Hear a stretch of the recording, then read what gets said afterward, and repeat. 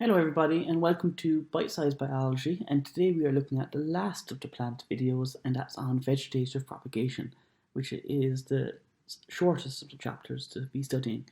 The main questions are to define vegetative propagation, the pros and cons for this process, to name and state the process of artificial propagation, and also to name and state the examples of natural propagation. Okay, so look, we'll get started there. You'll see questions are quite repetitive for this one. So 2017 was the last time I think it came up properly. So some plants can reproduce by means of vegetative propagation. Explain what does that mean. It's asexual reproduction. Vegetative propagation equals asexual reproduction. That's all you need to do. Give two features of vegetative propagation. Well, like if it's asexual reproduction, it's one parent, there'd be no variation, and there'd be no gametes involved either.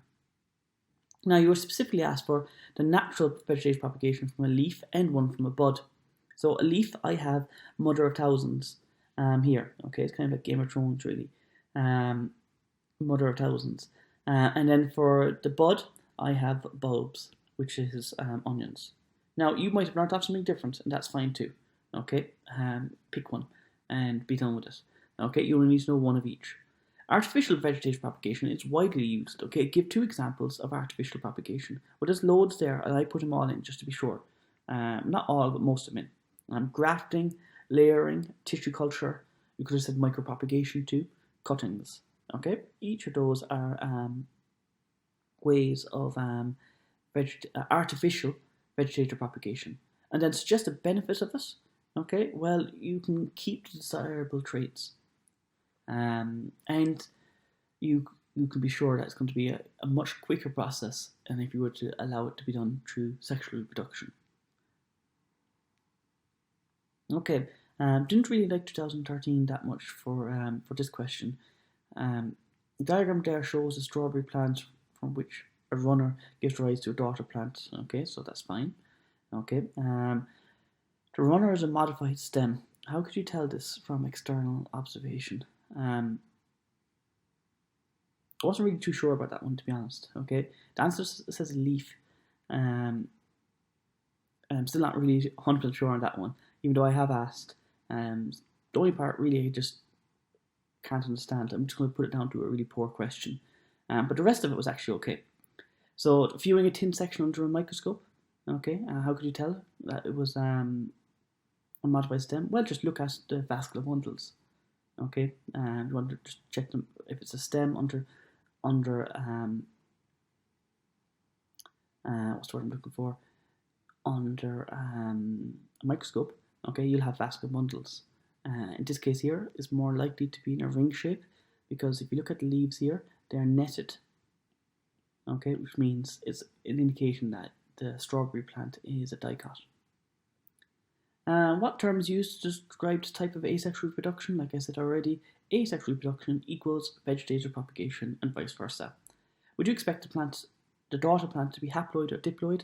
Always diploid if it's going to be dealing with asexual reproduction. Explain your answer. Mitosis genetically identical to parent. Okay, you should know that from the cell division chapter. What evidence is there in the diagram that sexual reproduction is also taking place? Okay, fruit. Fruit only really forms if sexual reproduction takes place initially. Okay, but after that, then you can divide or you can reproduce the plant asexually, and that will produce identical copies of the parent plant. But initially, the fruit for sexual reproduction. Give one method other than runners and not involving seeds used to produce new plants. We said it already: cuttings, layering, grafting. Okay, I didn't put in tissue culture there because tissue culture always usually goes back to seeds for the most part. 2009, so I think this is actually the last question of it. And you can see like what's meant by vegetative propagation. Fine, we've done that already. An advantage of artificial propagation. Okay, well, we said that already. It's fast, preserves desirable traits. Describe two methods used by horticulturists to artificially propagate plants. We said that one already. Grafting, layering, cuttings, micropropagation, tissue culture. There's loads. Two differences between vegetative propagation and propagation involving seeds. Okay, So no gametes, identical plants, and it's very, very quick. So that was for IV. So vegetative propagation is asexual reproduction, and propagation involving seeds, okay, it's got to do with sexual reproduction. Seeds and fruits need to be dispersed, okay, that's fair enough. Two methods of dispersal, okay, we've seen that before in a previous chapter, wind and animal. And advantages of dispersal, less competition, plant is colonizing other areas, less overcrowding, there's loads you can say for us, okay. So that was it really, and like, you could see like pretty much every year that it came up, the same questions were asked over and over again. 2017, I think, was the last time it came up, so obviously it's due to come up again sometime soon. Okay, everybody, look, I'm going to leave it at that. If you didn't watch any of the other plant videos, I recommend that you do, because, like I said in previous videos, like plants, yeah, while they might be boring, the marking scheme is very generous, and questions are, for the most part, are the same or similar to past years. So definitely worth revising. Okay, everybody, best of luck with your studies.